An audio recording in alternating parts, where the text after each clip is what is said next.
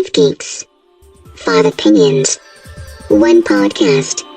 Nerdgasm Noir Network. Where we do nerd shit.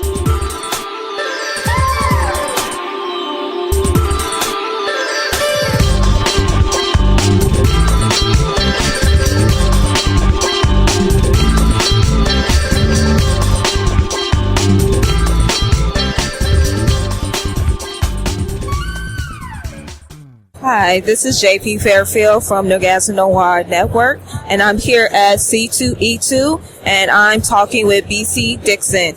Hey! Hello. So how are you doing today? I'm just working hard trying to get people over here. So can you tell us a little bit about your book? Like Dragon Number 8 Genesis. It's about a group of aliens that was sent to Earth to look for this mysterious orb. But when they came here, they realized there was somebody else like them living on Earth. This guy he became a soccer player that was recruited by the government to try to protect, the humans from like terrorist attacks or whatever, or like anything that will harm the Earth. He's pretty much the Earth superhero, but he's holding a deep dark secret inside that is way worse than any other comic book had ever. Put it that way. Now, when this alien race comes to Earth, the soccer player tries to protect the Earth, but he realized that he's outclassed. So he starts to really let his true feelings be known. But on the other hand, there was a fallen angel that did something to God that he didn't like. So God kicked him out of heaven and sent him to hell. The devil said, wait a minute, I got to kick you out of here because I was once that fallen angel and I know what you're trying to do. So he kicked him out of hell. So now this fallen angel is trying to mess up everything for God and the devil and these aliens that are on Earth. He tries to, and the human race, he tries to mess it up for everybody because he has his own agenda. Because this fallen angel is trying to be like God and the devil. Since he can't have both, he has to do his own thing. So that's what this whole book is about. It's really dark and controversial because before the book actually got printed up, Joe D. McPhee went to a printer in Chicago, a printing company. They rejected the book because it was too controversial. Yes, it was print on demand. It was that controversial because of the language I have and what is actually going on. So we had to go to another one in, I think in Wisconsin, and they printed it up. So do you think the questions you bring up about God and religion, do you think that was the reason why they refused to print the book? No, that's not it. If the viewers actually read the book, you will know. Because this soccer player, when his real feelings come out, you will see why, one of the reasons why it was rejected. And also, the aliens that actually came to Earth to look for this mysterious orb stayed on Earth to look for it. But then they realized, we got to figure out, who's this other race that lives on Earth? We figure out they're humans. And all the human conflicts that humans put themselves through over the years kind of messes up a viewpoint that the aliens had for the humans.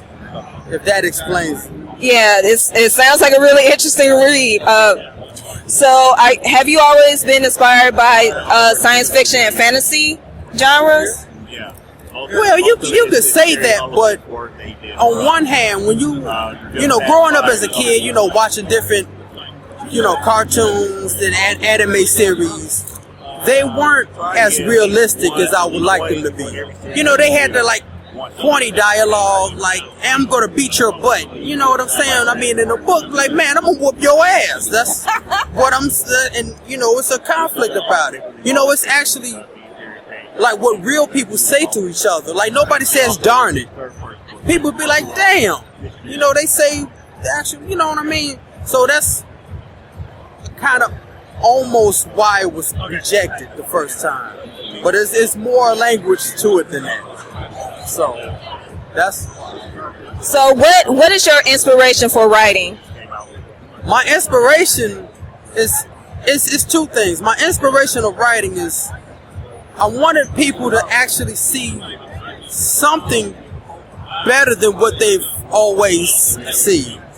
You see what I'm saying? Yeah. Like, cause you're always telling, other big companies always tell the same stories all the time, over and over again. Like, and you know, as everybody here grew up knowing who they are, but it's just the same thing over and over again.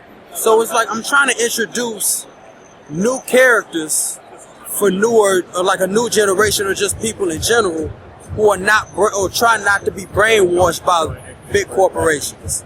You see what I'm saying? Yeah. And the other thing is like I just wanted to put myself in it, and just to have you know, a realistic type like action drama, and that's kind of the reason why I did it. So, if someone wanted to get your book, where would they find it? Do you have a website that they can go look for it? I don't have a website as of yet, but you could find the book in First Aid Comic Books in Hyde Park, and you could also buy it on Ingeniously Studios online store.com. That's where the two places are at. Well, thank you for taking the time to talk with us. And people, please check out the book. It sounds like a really good read. If you're into angels, aliens, having a throwdown fight, please pick up the book.